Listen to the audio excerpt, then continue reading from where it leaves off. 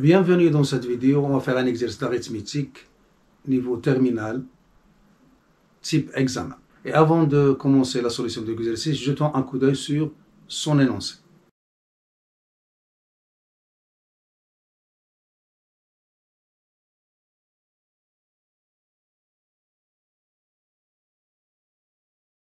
Après avoir jeté un coup d'œil sur l'exercice, commençons sa résolution en abordant la petite question petit a dans la première question. Alors, les données, qu'est-ce qu'ils nous donnent? Ils nous donnent un nombre premier P qui est congru à 5 modulo 6 et qui est supérieur ou égal à 3. Et ils considèrent dans n au carré une équation diophantienne, x à la puissance 3 plus y à la puissance 3 est égal à P, x inf y multiplié par 1 plus x sup y. Alors, ils considèrent une solution xy de cette équation E, et il pose x inf y est égal à d, x égale à dA, et y égale à dB. Bien sûr, A et B sont deux entiers naturels. Et il nous demande de justifier pourquoi A inf B égale à 1, et x sup y est égal à dAB. Et puis, il nous demande de déduire une seconde égalité pour simplifier la résolution de l'équation donnée. Alors, là, alors, pour justifier que A inf B égale à 1, donc on se base sur une propriété du cours. Alors, on sait que si on prend x, y, z qui appartiennent à z étoile, ok. Alors, si on parle de x, z, inf, y, z, alors ceci, puisqu'on a un élément commun aux deux nombres, on peut faire sortir la valeur absolue de z, c'est-à-dire c'est la valeur absolue de z, x, inf, y. De même, si on a x, z, sup y, z, donc on peut écrire z en valeur absolue multiplié par x sup y. Donc on va utiliser ces deux propriétés. Alors réponse. Alors on a x inf y est égal à t.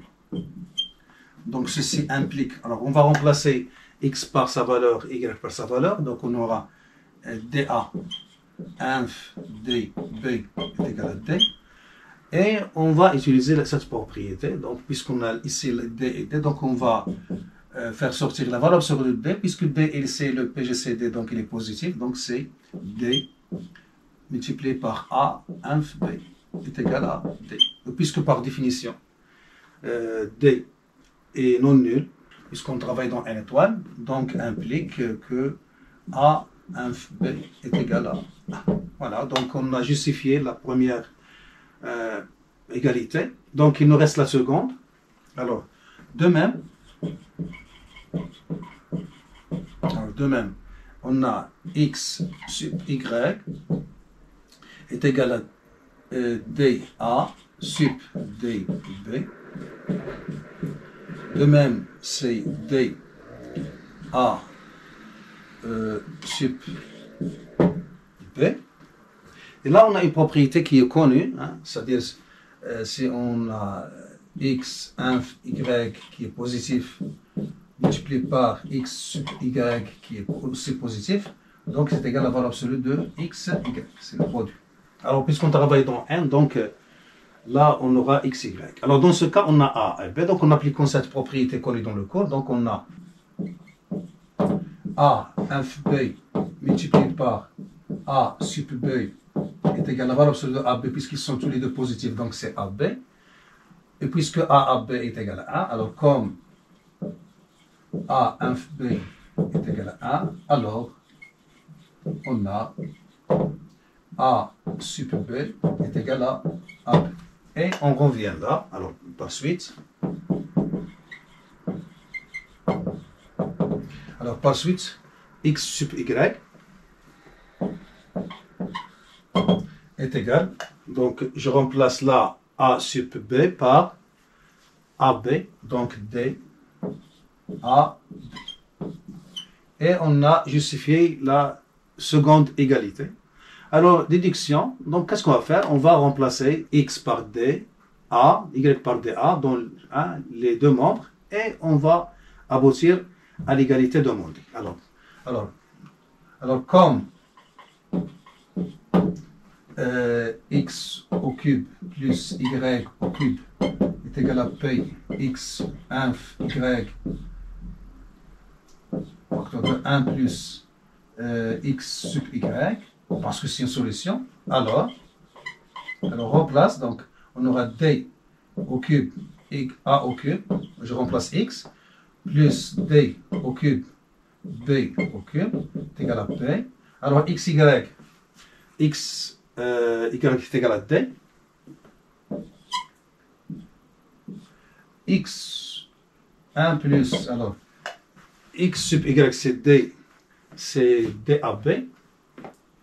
Donc dab. Et en simplifiant par d, qui est section positif, alors par suite, alors en factorisant par d au cube et en simplifiant par d, on aura d au carré, facteur de a au cube plus b au cube est égal à p 1 plus d a b. Et on est arrivé à la troisième égalité. Alors maintenant, on passe à la question petit b. Dans la première question, il nous demande de montrer que d au carré 1 plus dab est égal à 1. C'est-à-dire que d au carré et 1 plus dab sont premiers entre eux.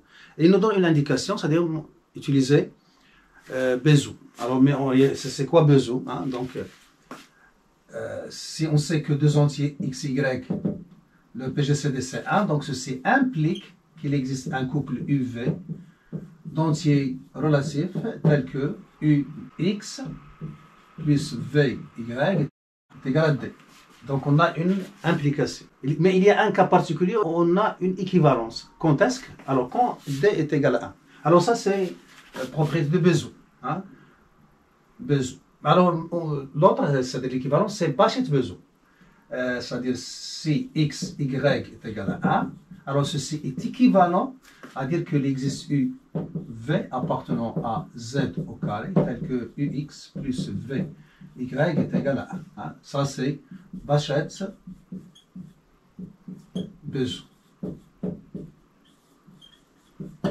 Et c'est ce qui nous intéresse dans cette question. Alors, on va utiliser cette propriété pour montrer que d au carré et 1 plus dab sont premiers entre eux. Alors, qu'est-ce qu'on va faire? Alors, dab et dab plus 1, ils sont premiers entre eux, car ils sont consécutifs. Et comment on le montre? Alors, on a 1 plus dab moins dab est égal à 1. Alors, c'est une méthode pour montrer que deux entiers consécutifs sont premiers entre eux. Hein. 1 plus n moins n est égal à 1. Donc, on a ça. Donc, on peut dire que les deux termes sont premiers entre eux. Alors là, on va... Qu'est-ce qu'on va faire? Alors, pour faire apparaître d au carré, donc, on a soit multiplié par d au carré, ce qui n'est pas fructueux, puisqu'on va changer le 1 ici. Alors, qu'est-ce qu'on va faire? C'est une méthode classique. Donc, on va élever au carré. Alors par suite, qu'est-ce qu'on va faire? On va élever ça au carré, donc ça donne 1 plus DAB moins DAB le tout au carré est égal à 1. Ce qui donne. Alors je vais développer, donc en préservant 1 plus DAB, donc c'est 1 plus DAB au carré moins 2 DAB, facteur de 1 plus DAB, plus ce terme au carré, c'est-à-dire A au carré, B au carré, D au carré, est égal à, toujours est égal à 1. Donc on va faire apparaître 1 plus DAB, il est là, et aussi là, donc on va factoriser par suite. Alors là c'est donc, alors d'où, alors je peux écrire 1 plus, alors qu'est-ce que je vais faire? Donc je vais factoriser par 1 plus DAB, donc 1 plus DAB, facteur de quoi? Alors 1 plus DAB moins 2 DAB, donc ça donne 1 moins DAB plus A au carré, B au carré, D au carré égale à 1. Donc si on pose ça est égal à U, et ça est égal à V, donc on tombe dans le cas où on a ux plus vy est égal à 1. Donc, on peut conclure que les deux entiers sont premiers entre eux. Ce qui est le cas ici. Donc, d'après Bachet-Bezou, d'après Bachet-Bezou, on a, alors, d au carré, 1 plus d à b est égal à 1. Et on a le résultat. Alors, on est arrivé au résultat, mais si on ne veut pas suivre l'indication, donc on peut, une autre alternative, c'est-à-dire on va utiliser la propriété. Si on sait que a inf b est égal à 1, alors ceci implique que, quel que soit n, m appartenant à n au carré, on peut dire que a à la puissance n, inf b à la puissance m est égal à 1. Puisque ces termes n'ont pas de termes de diviseur premier commun, donc aussi ces termes n'ont pas de diviseur premier. Donc ils sont premiers entre eux. Donc on va utiliser ça. Donc de là, qu'est-ce qu'on a on peut dire que de là, de cette propriété, d'après toujours Bachet-Bezou, que 1 plus que d inf 1 plus dab est égal à 1. Puisque voilà le U, voilà le V, et le 1 c'est U. Donc 1 c'est U, et le V c'est moins AB. Donc on peut dire ça. Et d'après cette propriété, donc on va prendre n égale à 1 pour n égale à 2 pour le D, et le M est égal à 1 pour 1 plus DAB. Donc ceci implique que D au carré, 1 plus DAB est égal à 1, et c'est plus facile que l'indication donnée.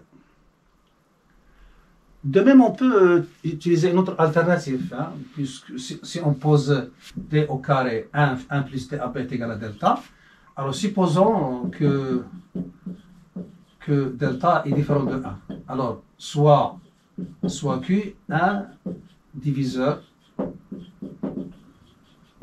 premier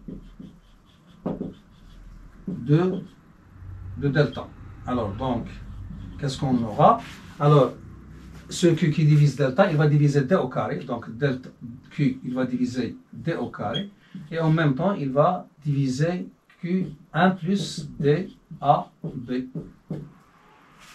Ce qui implique, donc, Q, il va diviser d, puisque c'est un diviseur premier, donc il va diviser l'un des facteurs du produit, qui est d. Et Q, il va diviser 1 plus d à b. Et ceci implique que Q, il va diviser la différence d'une combinaison linéaire, c'est-à-dire 1 plus, il va diviser 1 plus d à b moins d à b.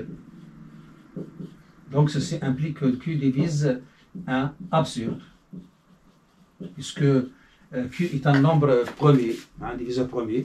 Donc ce qu'on a supposé est faux, donc delta est égal à 1. Donc on a d'autres alternatives pour montrer la même question. Voilà.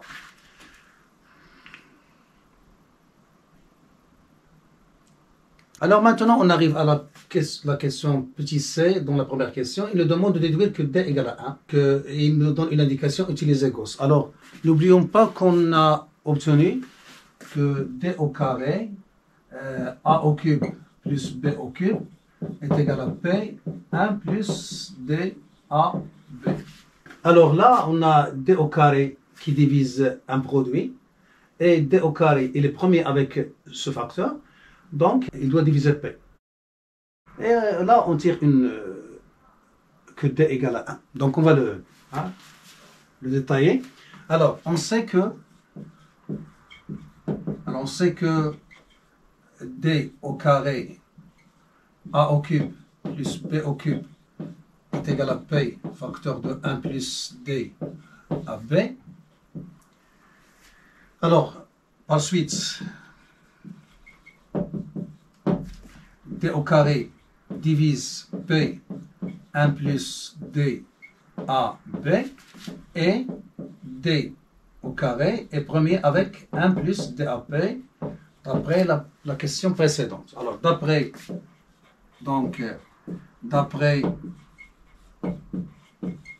le théorème de Gauss,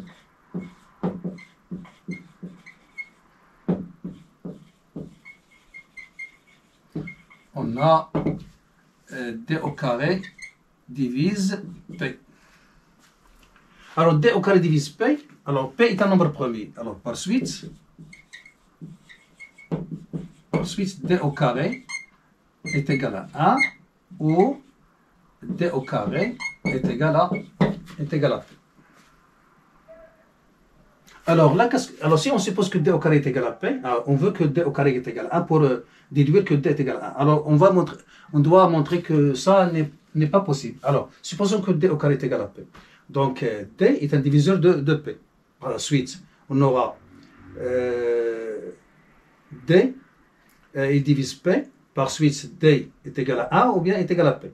Alors, nous, on a supposé que d est différent de 1. Donc, automatiquement, d est égal à P. Donc, on aura P au carré est égal à P. Donc, on simplifie, on aura P est égal à 1, donc on a absurdité.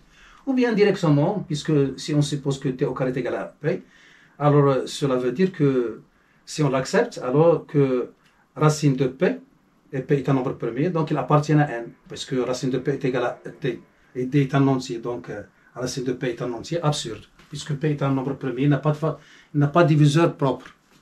Mais, parce que là, il faut faire attention à la rédaction.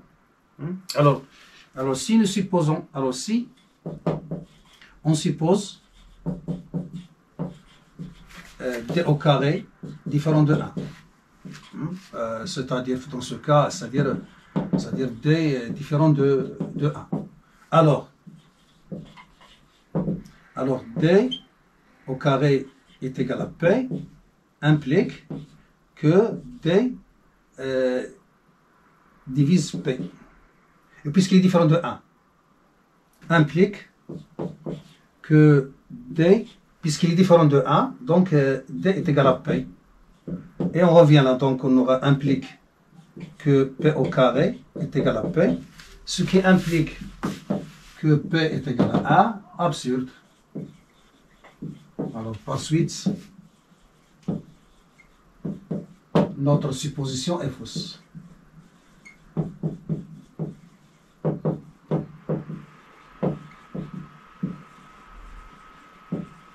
Qu'est-ce qu'on a supposé? On a supposé que d au carré est différent de 1. Donc, par suite, d'où d au carré est égal à 1. On déduit donc, que d est égal à 1.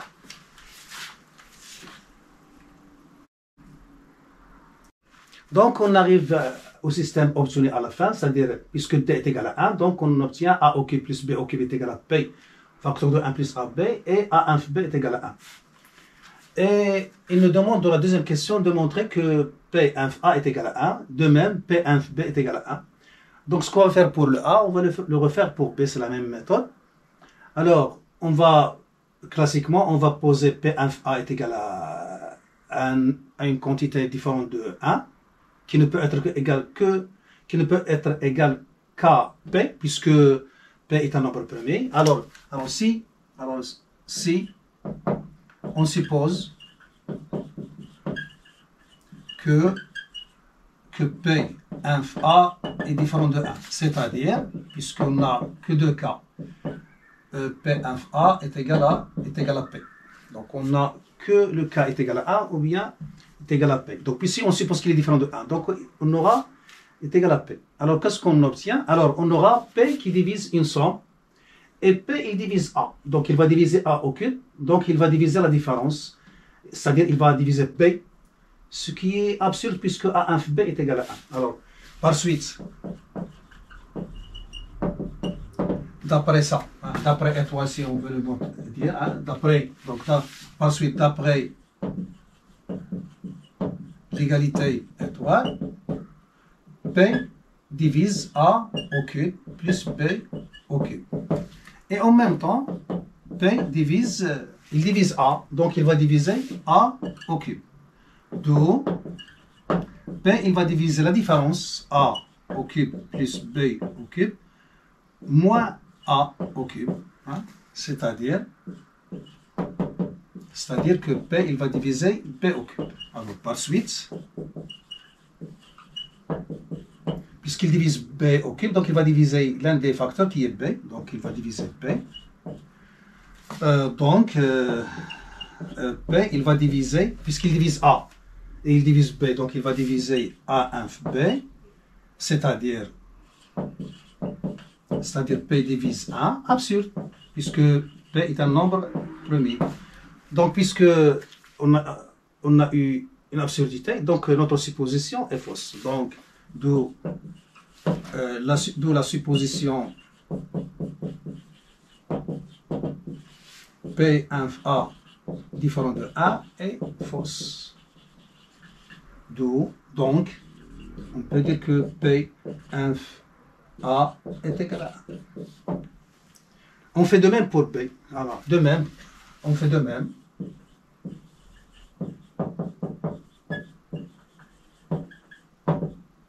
Pour P inf B est égal à A. Voilà.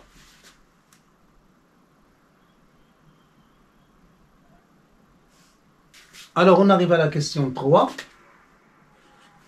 Alors, il nous demande de montrer que A au cube est congru à moins B au cube modulo P et A à la puissance P moins 1 est congru à P à la puissance P moins 1 modulo P.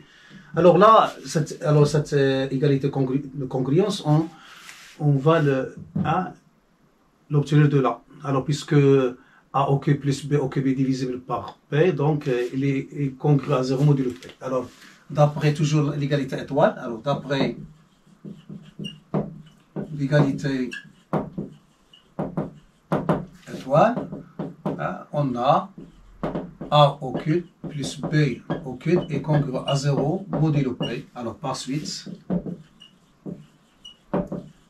A au cube est congru à moins B au cube modulo P. Alors la première tranche, la deuxième tranche, alors il nous demande de montrer que A à la puissance P moins 1 est congru à B à la puissance P moins 1 modulo P. Donc on remarque qu'on peut utiliser Fermat, puisque d'après la question précédente, on a P inf A est égal à 1. Donc A à la puissance P moins 1 est congru à 1 modulo P. Et de même, B à la puissance P moins 1 est congru à 1. Donc par transitivité, ils sont congrus modulo P. Alors, on a P, un nombre premier.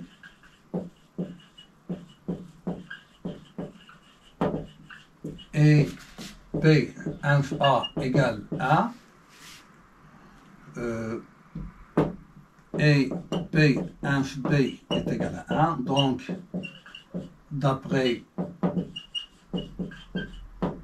le petit théorème de Fermat, on a A à la puissance P moins 1 est congru à 1 modulo P et B à la puissance B moins 1 est congru à 1 modulo P. Par suite, par transitivité, par suite, on a A à la puissance P moins 1 est congru à B à la puissance P moins 1 modulo P.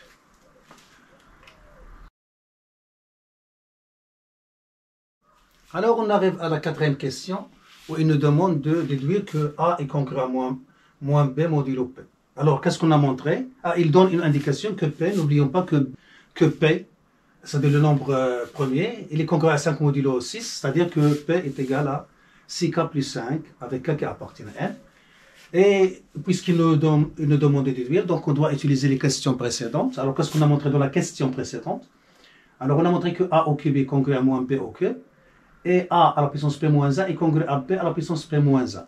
Et n'oublions pas que ça, il est congru, je peux le remplacer par moins B à la puissance P moins 1 modulo P. Pourquoi? Parce que P est un nombre impair, avec moins 1, donc P moins 1 devient un nombre pair, donc soit on écrit B, soit on écrit moins P, c'est la même chose. Alors pourquoi ça? Alors pour faire réagir les deux égalités. Alors, si on multiplie ça par ça, qu'est-ce qu'on aura?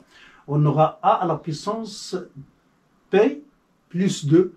Et là, on aura moins B, le tout à la puissance P plus 2. Alors qu'est-ce qu'on a? Alors, on a Alors, on a A à la puissance 3 est congru à moins B, le tout à la puissance 3 modulo P, hein, c'est-à-dire, hein, j'ai considéré moins B, et j'ai aussi A à la puissance P moins 1 est congru à moins B à la puissance P moins 1 modulo P. Alors, d'où, donc on multiplie les égalités membre à membre, donc ça fois ça, donc ça donne A à la puissance P plus 2 est congru à moins B, le tout à la puissance P plus 2 modulo P. Et c'est quoi P, hein? C'est, comme ils l'ont dit, hein, c'est 6K plus 5. Donc je vais remplacer, c'est-à-dire, hein, il existe un K qui appartient à 1, tel que A à la puissance 6K plus 5, hein, donc ça fait 6K plus 5 plus 2, ça fait 7, est congru à moins B à la puissance 6K plus 7 modulo. Et là, donc, il est intéressant de faire apparaître un multiple de 3. Alors, j'ai la 7, donc je vais l'isoler pour faire apparaître le A et faire apparaître le moins B. Alors, qu'est-ce que j'aurai? Alors, par suite, voilà, c'est une question qui demande un peu de réflexion. Donc, c'est 6K plus 6 fois A est congru à moins B à la puissance 6K plus 6 fois moins B modulo P. D'où, alors qu'est-ce que je vais faire? Alors je vais faire apparaître le 3, hein, pour remplacer moins B au cube par A au cube. Qu'est-ce que je vais écrire? Donc je vais écrire A au cube, le tout à la puissance 2K plus 2K multiplié par A est congru à moins B à la puissance 3, le tout à la puissance 2K plus 2 multiplié par moins B modulo P. Voilà, donc ceci implique, alors c'est quoi moins P au cube? Là, il est congru à A au cube, modulo P. Donc par transitivité, donc je peux remplacer là par A au cube. Donc j'aurai A au cube, le tout à la puissance 2K plus 2K A est congru à A au cube, le tout à la puissance 2K plus 2K moins B modulo P. Et voilà, on a un terme qui est commun aux deux membres et qui est premier avec P. Donc je peux simplifier. Je vais séparer là. Alors comme A est P égale à 1, alors implique, comme ça implique que A à la puissance, toute puissance, dans ce cas c'est 3, à la puissance 2K plus 2K et P est égal à 1. Alors puisque ce facteur est premier avec P, donc on peut simplifier. Alors on peut dire que A est congru à moins B modulo P. Voilà, donc un peu de réflexion dans cette partie-là. Voilà.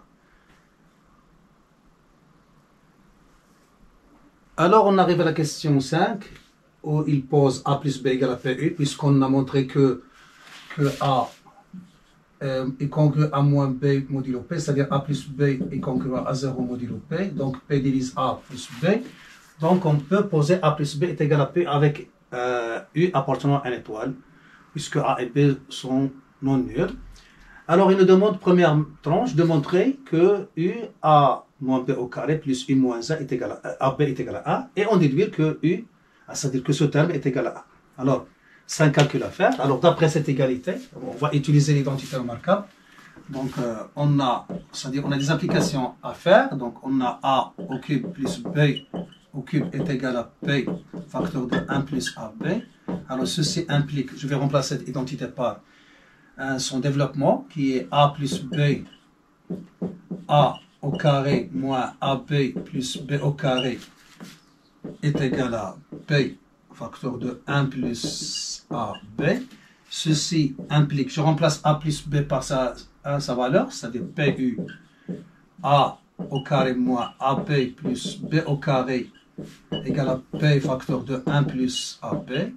Alors, P non nul, on peut simplifier, donc ça donne U facteur de A au carré moins AB plus B au carré égale à 1 plus AB. Et là, on veut montrer cette identité, donc on ajoute et on retranche, donc on peut écrire que c'est U, facteur de A au carré moins 2AB plus B au carré, plus AB. Hein, donc c'est A moins B au carré, hein, plus AB, voilà, est égal à 1 plus AB. Et on va essayer de apparaître cette expression. Donc c'est donc U facteur de A moins B au carré, UAB.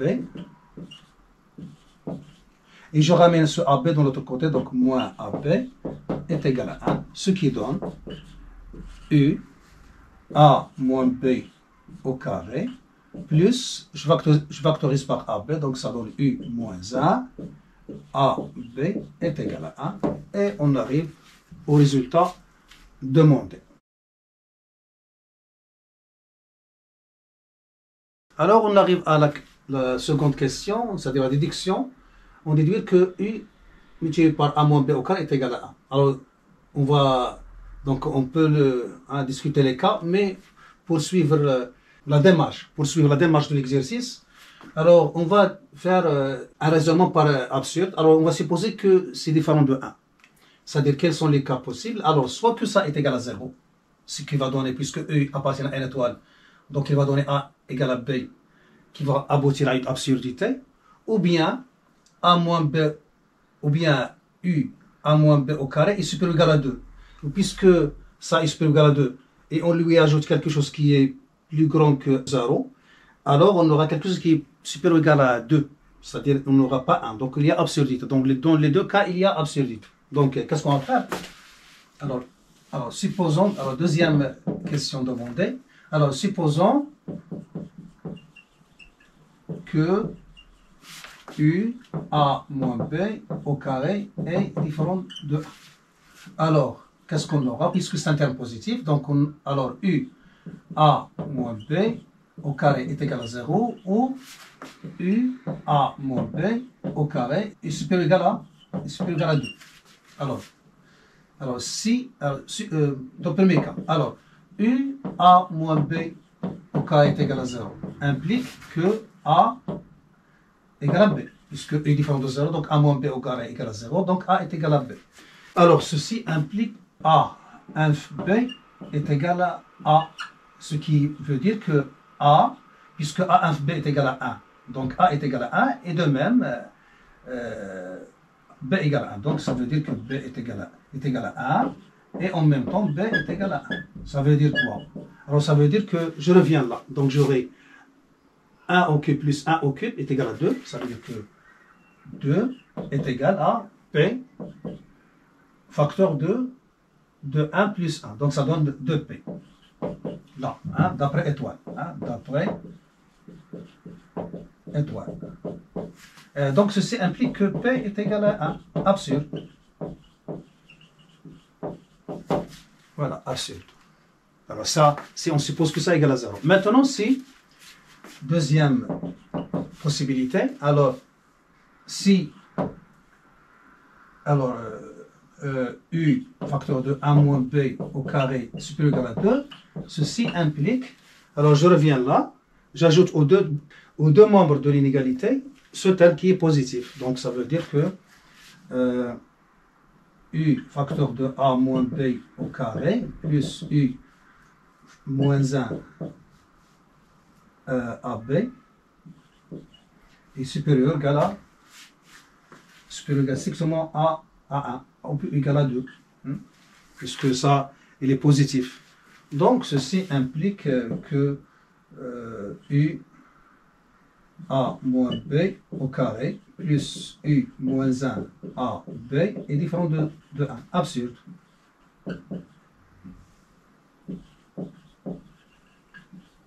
Alors, donc, notre supposition est fausse. Donc, U, A moins B au carré est égal à 1. Voilà, des idées.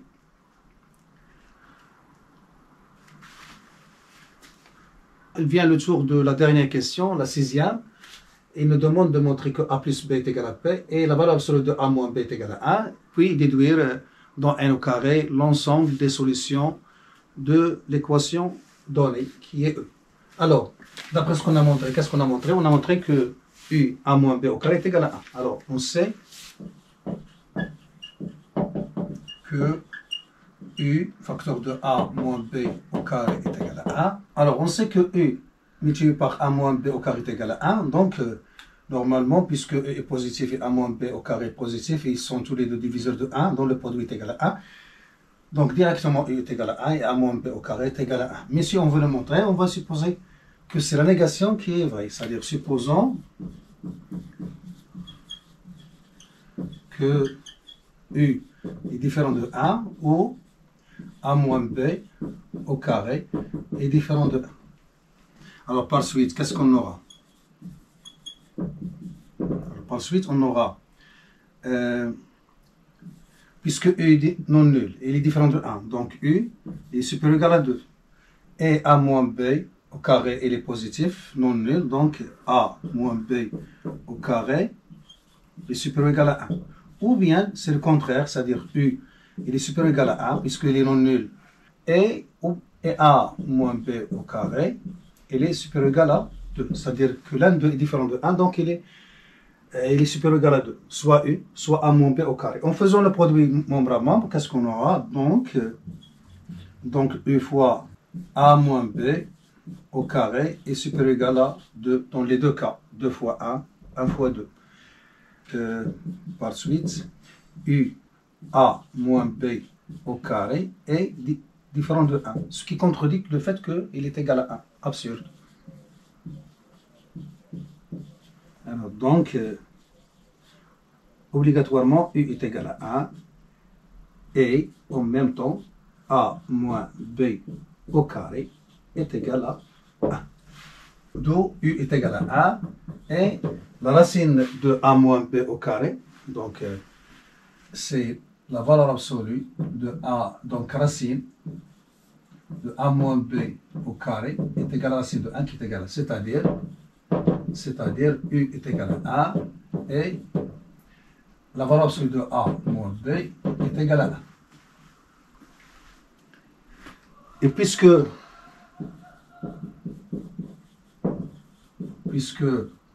A plus B est égal à PU, alors A plus B est égal à P. Alors on déduit donc, alors A plus B est égal à P, et la valeur absolue de A moins B est égale à 1. Donc, on arrive au système demandé.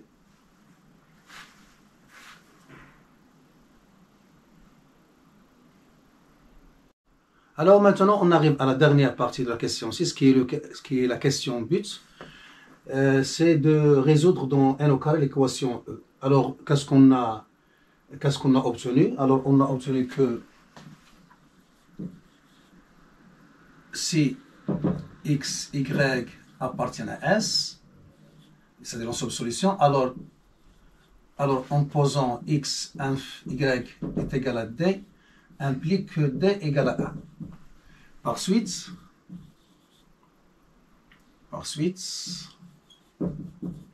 on a x est égal à A et y est égal à B. D'après ce qu'on a posé, y est égal à dB et x égal à dA. Donc avec, bien sûr, avec A, inf B est égal à 1. Donc, c'est-à-dire, le problème se résume pour trouver x et y, il suffit de trouver A ou B qui sont solutions de ce système. Et on a obtenu, que A plus B est égal à B et la valeur absolue de A moins B est égale à 1. Par suite, puisque A et B jouent des rôles symétriques. Donc, on peut se contenter d'étudier le cas A supérieur à B et changer les rôles, c'est-à-dire la valeur que peut prendre A peut la prendre B et vice versa. Mais si on veut pas nommer la symétrie de rôle, donc on peut dire donc par suite. Alors par suite, soit qu'on a A plus B est égal à P et A moins B est égal à 1, ou bien on aura B plus A est égal à P et B moins A est égal à 1. Donc ce qu'on va obtenir là pour A, il sera là pour B, et ce qu'on obtiendra pour B là, il sera pour le A là. Alors, en faisant la somme, qu'est-ce qu'on aura? On aura 2A est égal à P plus 1. Et en faisant la différence, donc A moins A, ça saute. B moins B, ça donne 2B est égal à P moins 1. Ou bien, la même chose, 2B est égal à P plus 1. Et 2A est égal à P moins 1. Donc on aura soit que A est égal à P plus 1 sur 2, et B est égal à P moins 1 sur 2, ou bien on aura c'est A qui est égal à P moins 1 sur 2, et B est égal à P plus 1 sur 2. Voilà. Et là, une remarque, donc on peut remplacer P par sa valeur qui est 6K plus 5. Là, et on obtient là pour cette quantité, on obtient 3K plus 3. Et là, pour P plus 1, on obtient 3K plus 2, parce qu'on aura 6K plus 4 sur 2, ça donne 3K plus 1. Et vous voyez qu'ils sont premiers entre eux. Mais on peut le montrer là. Et n'oublions pas que que A et B sont en réalité X et Y les composants de la solution cherchée. Donc, mais on peut dire que A moins B, alors A moins B c'est quoi? C'est P plus 1 sur 2 moins P moins 1 sur 2 qui est égal à 1. De même, en permettant les rôles de BA, on aura B moins A. Dans ce cas, on aura B moins A est égal à 1. Donc ceci implique que A inf B est égal à 1. Donc la première condition est vérifiée. Donc qu'est-ce qu'il reste à vérifier? Il reste à vérifier donc ça, puisqu'on a montré que si x, y est une solution, donc il vérifie x inf y égale à 1, et il doit vérifier x au cube, puisque x c'est A, y c'est B, donc x au cube plus y au cube est égal à P multiplié par 1 plus x, y. Vous voyez que A c'est x et y c'est B. Donc, soit que vous travaillez avec x, y, soit que vous travaillez avec A et B, vous aurez la même chose, puisque les rôles se confondent. Par suite,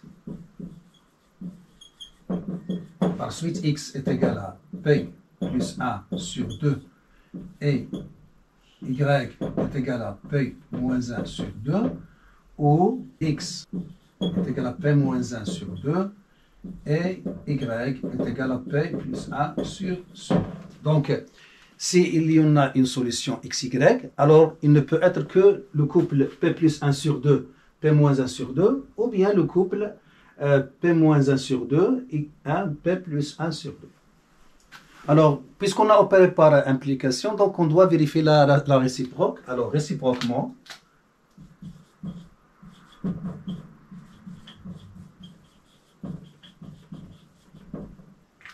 alors posons x égale à P plus 1 sur 2 et y est égal à P moins 1 sur 2, et vérifions si x, y appartiennent à l'ensemble solution. C'est-à-dire, est-ce qu'il vérifie cette égalité? Alors on a, dans ce cas, x inf y est égal à 1, car x moins y est égal à 1. Si on fait la différence, on a déjà fait là, hein, donc il est égal à 1. Et on a aussi x sup y, puisqu'ils sont premiers entre eux, donc c'est le produit, donc c'est p plus 1 sur 2, multiplié par p moins 1 sur 2, qui est égal à p au carré moins 1 sur 4. Alors maintenant, effectuons les calculs, c'est-à-dire on va montrer que x au cube plus y au cube est égal à effectivement ça. Alors, on a x au cube plus y au cube est égal. Alors, l'identité c'est x plus y, facteur de x carré moins xy plus y au carré, qui est égal. Alors, x plus y. Alors, x plus y, c'est-à-dire ça plus ça, vous voyez que plus 1 demi, moins 1 demi, ça s'élimine, il reste p sur 2, plus p sur 2 qui donne p. Alors ça est égal à p. Alors, on a fait apparaître le p. Alors maintenant, puisque xy, l'inf c'est 1, donc je peux écrire moi fois 1. Hein, je l'écris pour faire montrer hein, x inf y. Et là, on va faire un calcul. Donc, x au carré, c'est le carré de ça. Donc, je développe, donc c'est p au carré plus 2p plus 1 sur 4, moins, alors, x fois y, hein, voilà, hein, x fois y, c'est p au carré moins 1 sur 4, plus y au carré, donc le carré de ça, c'est p au carré moins 2p plus 1 sur 4. Alors, donc c'est p. Alors, 1 c'est quoi? C'est x inf y. Donc, p au carré sur 4. Moins p au carré sur 4, ça donne 0. Donc, il reste p au carré sur 4.